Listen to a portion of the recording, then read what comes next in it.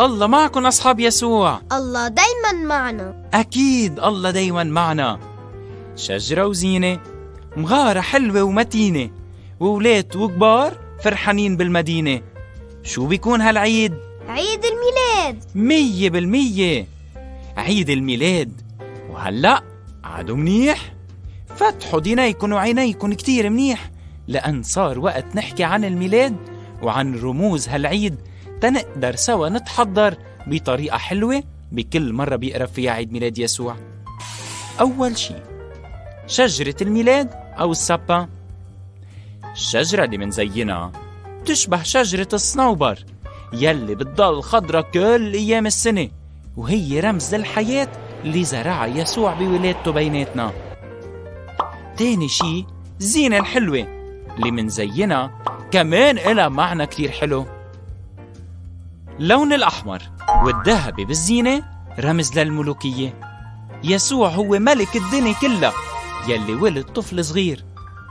وعلى راس الشجرة دايما في نجمة كبيرة وحلوة بتذكرنا بالنجمة اللي دلت المجوس تيوصلوا عند يسوع على المغارة.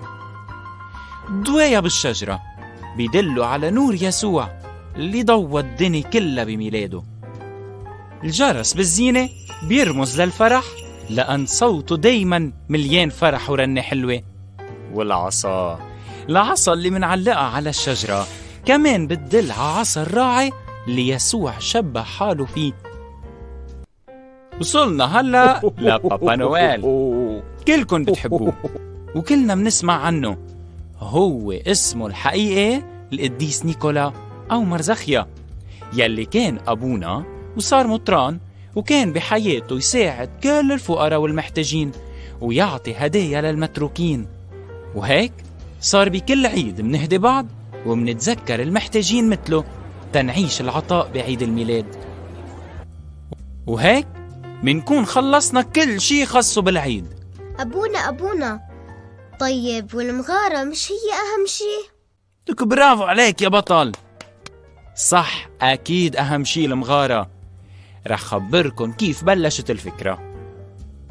سنة 1223 عمل القديس فرانسيس الأسيزي مغارة يسوع بأشخاص حقيقيين، وصاروا يجوا الناس يتفرجوا على المغارة وهن فرحانين كتير.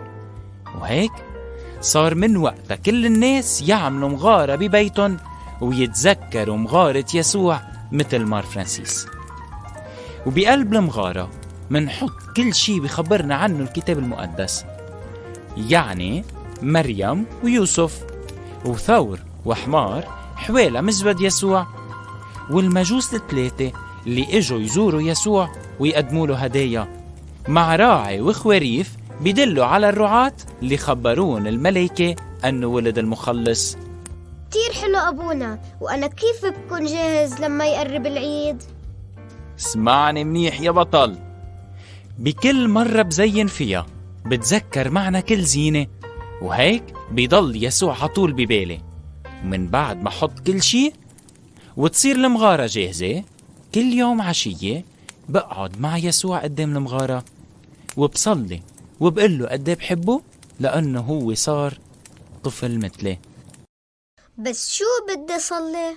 قول معي: يا يسوع اللي حبيتني كتير، يا يسوع اللي حبيتني كتير وصرت إنسان مثلي، بشكرك لأنك ولدت بهالدنيا، بشكرك لأنك ولدت بهالدنيا، تتخليني صير أنا مثلك، مليان حب وفرح وسلام. آمين. لاقوني بالحلقة التانية عن الميلاد. باي أصحاب يسوع.